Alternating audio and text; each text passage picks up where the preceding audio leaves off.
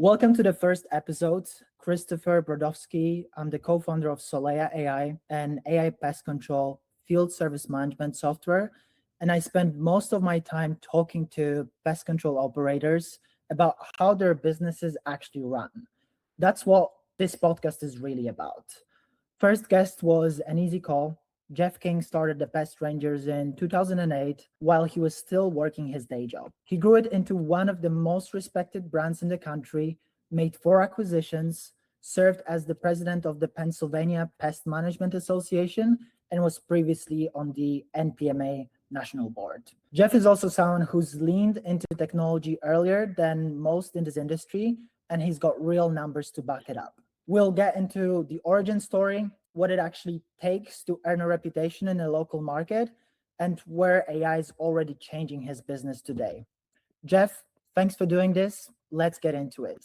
Can you give us a 60-second Pest Rangers origin story? What made you say, I'm going to kill bugs for a living? Sure, Chris. Well, thanks for having me. Honored to be on the first episode here. I was working a second job. It was with the city of Wilkes-Barre.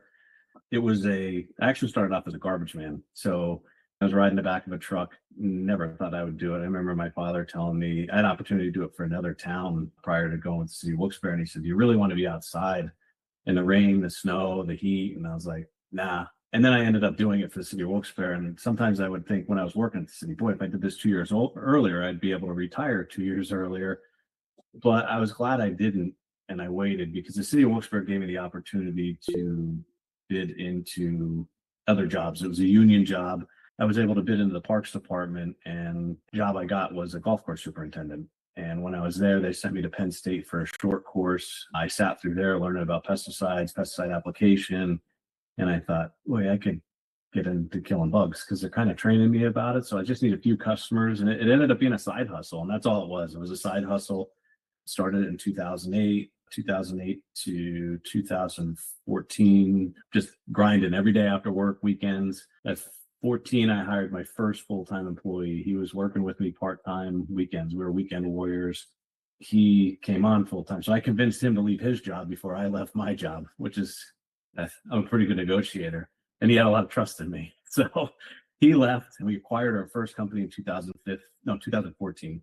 It was small, but we took it on, learned a lot from it, and just built the business. And in 15, I got sick of dealing with politics. It just wasn't me. I'm not a political person. Yeah, not good. So I ended up leaving. I just said, screw it, I'm leaving. I was 11 months shy of a pension, both feet in the water, and went full speed ahead. So really the business started in 08, but we really got serious in 15. And that's what made me kind of love bugs in the industry. But I had no clue how big the industry was and how great it is. Wow, that's awesome. What does Pest Rangers look like today from you starting as a garbage man? It's been a long, exciting journey, a lot of grind. What does Pest Rangers look like today? So we're aiming this year. Our goal is to hit 4.5 million. We'll have 37 employees here going into the season. We cover Eastern Pennsylvania all along the Interstate 81 corridor. It includes the cities of Scranton, Wilkes-Barre, Hazleton markets. Also run the Northeast extension that goes from the Poconos up through the Lehigh Valley into Philadelphia, and just acquired a company in southern New Jersey. Jersey's weird. They say they're south and north. Most people in Jersey disagree as they're central Jersey. So we are just south. They call it South Jersey, but it's really over the bridges in Philly into those neighborhoods. Beyond that, Jersey's a big state too. We'll see where we go. It sounds like you're growing to more and more states. You've done a lot of hard things over the past 20 years, but what's the single hardest part of running a pest control business that people outside the industry would never guess?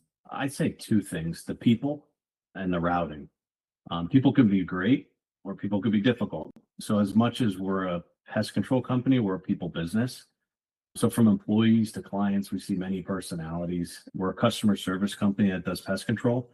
So unlike your Rollins, your Terminix, I consider them marketing companies that do pest control. Routing is extremely difficult, especially running a model like we do. We enter the home, we do visits 3 times per year. Our goal is to build a lasting relationship with our clients. We don't just treat the exterior and invoice clients. I feel at that point you're just a line item on their credit card statement.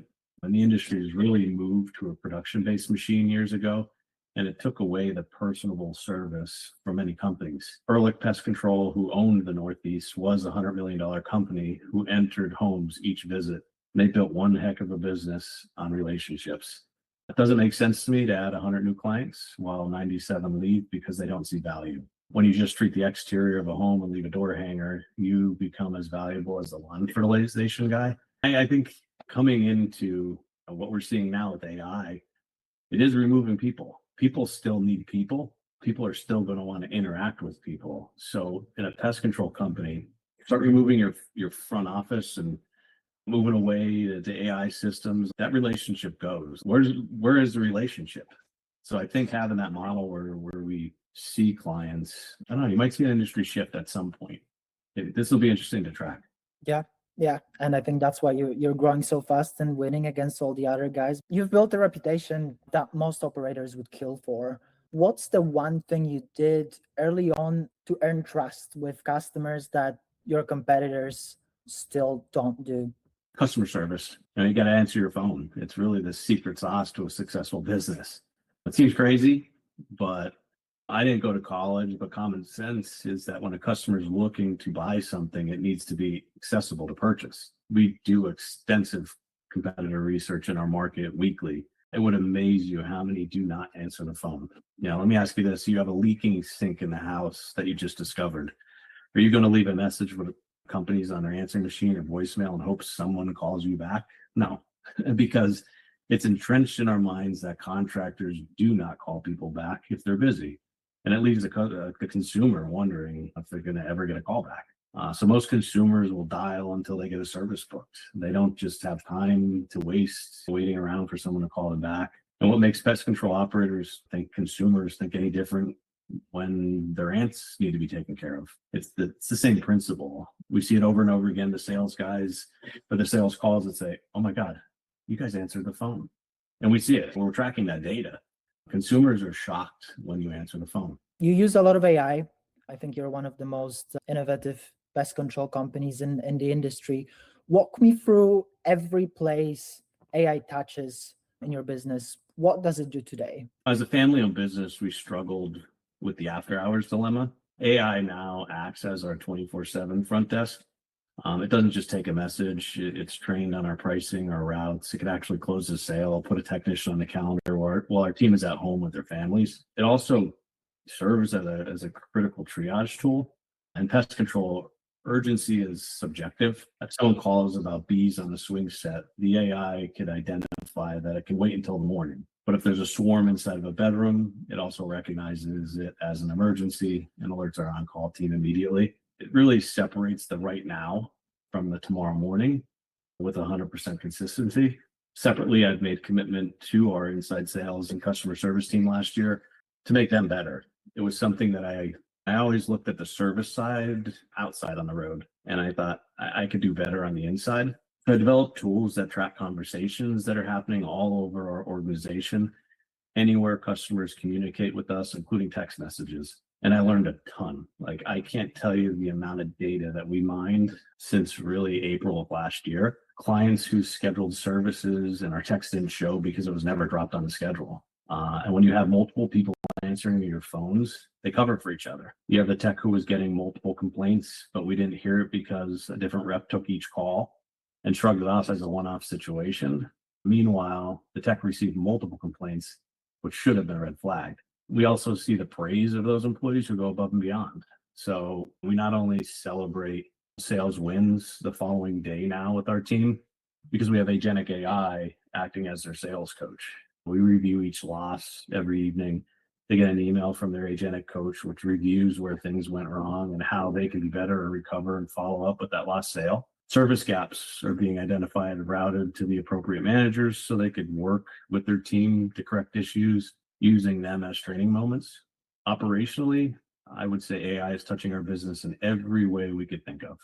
Negotiating deals, monitoring competitors, watching our suppliers for pricing and receiving discrepancies, fleet management with fuel entries versus miles per gallon red flags. When you have a fleet It's easy for a tech to pull up and fill his wife's car, but employing an agentic AI to monitor that, it makes that situation easy to track. Vehicle inspection compliance, anything we could automate, we're doing it, and we're just doing it fast. You're using AI in basically every part of your business now, but if you could snap your fingers and automate one back office function with AI tomorrow, which one would have the biggest impact on your bottom line? Routing and scheduling, 100%. It's by far one of the most labor intensive and costly things we do. It's 2026 now, and I just don't understand why this can't be easy. It's amazing that our industry tech suppliers, they don't recognize how hard this is for us. There has to be a better solution. Something takes the thought and time out of trying to fit someone on the schedule. I mean, it doesn't seem so hard, but it must be. I don't know. Maybe there is a solution. They just have not made enough noise to get people talking about it. But everybody I talked to, I had multiple conversations today about this. It's hard. It's hard, especially at scale. When you have multiple technicians, you get a call coming in and you're like, where could I put this on the schedule? I mean, it should jump out at you. Yeah. It shouldn't have to be a research project. Do you think AI in pest control is a nice to have right now, or are we already at the point where it's existential, adopt or die? It's in my mind, it's adopt or die. I really think people need to quit being so passive and start paying attention. Pick up the Wall Street Journal, read it for a month, follow the business news cycle, CNBC, and get your head out of the sand. It's 2026. We still have companies running without software. That's like running your business without the power of the internet. You wonder, like, how does that happen? Yeah, I just saw a $2 million company that has their schedules on sticky post notes. They don't even use software. So there's a lot of simple things that you can do and you're already 10 times better. What's scary about that is, like, where does it go from pen and paper, skipping SaaS to AI? So I don't know. Like, there's a huge gap there. Like, you didn't even adopt software, so I don't know how you're gonna survive. It's like going from an abacus to a calculator or something. You know what I mean? Like, I don't know. It's interesting. You're someone who's embraced technology, but a lot of operators haven't. When you talk to other PCO owners at NPMA events or states association meetings, what's the number one reason they give for not adopting AI or automation? You hear, I don't want to lose the family feel of my business. It seems that owners are terrified that if they put a bot between them and a customer, that like a 20-year relationship evaporates. I come from the Northeast where we have Wawa and Sheetz. They're convenience stores that dominate the convenience store market. You can't order a hoagie or a sandwich without using their iPad. So using a bot to take the 9 p.m. scheduling call that asks, how much is a termite inspection? These are questions that are answered by AI. They give your human team more time to deal with the things they should be dealing with when you open up for the day. I guess you could kind of look at it like this. In the traditional call, somebody calls the office, they get in a voicemail, you call back the next day, it's a game of phone tag, then it's booked.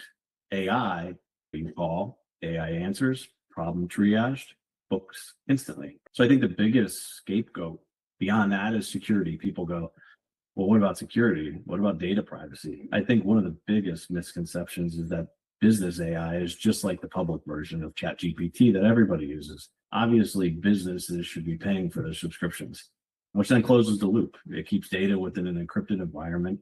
It's not used to train global models.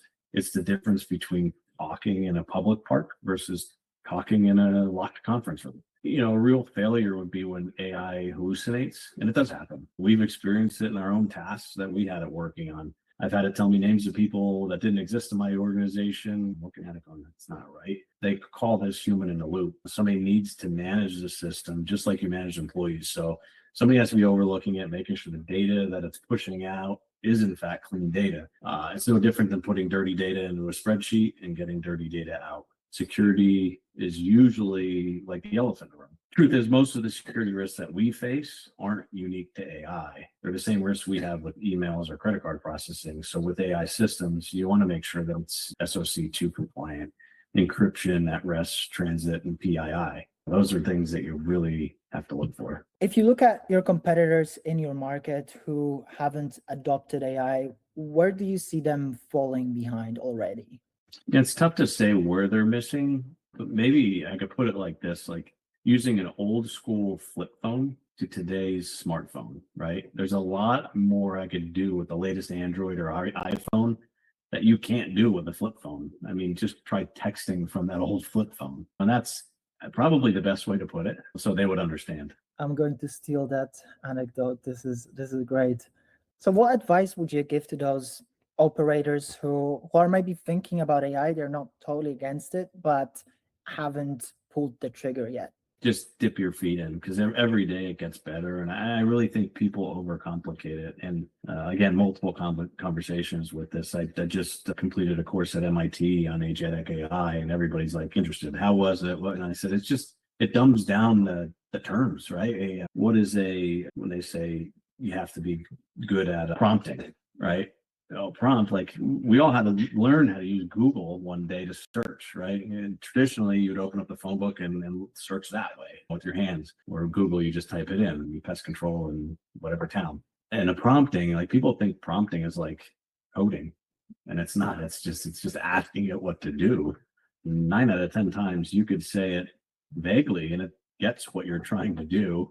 So, and when it comes to agentic AI, that's just a whole nother superpower. Simply, I'm looking at QuickBooks. I want you to tie into my QuickBooks and be my CFO and tell me where, and it'll do it. It's that simple.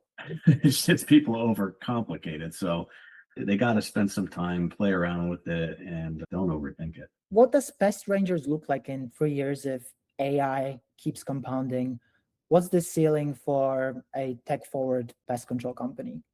I mean, it's so hard to look at it like that. I mean, just an AI alone. I mean, AI engineering was like something like a buzzword, and I just read in the Wall Street Journal maybe last week, the week before, like AI engineering's dead. Now they're on to like AI visionary, AI implementator, right? They're like different. It's almost like AI is fixing itself. You look at robotics, they say that these robots could fix themselves because they have the brains to do so. Pretty soon we're going to have robots walking around. The Neo robot, Elon Musk is building a robot, and just think it will cook you the best meal, right? What could it do in your house? Is it going to do pest control? Yeah, it probably can order the materials, right? I don't know. It's years ago, I saw somebody at an MPMA had a speaker at one of their events that said the Uberization of your industry. Think about it. Where's your weak points?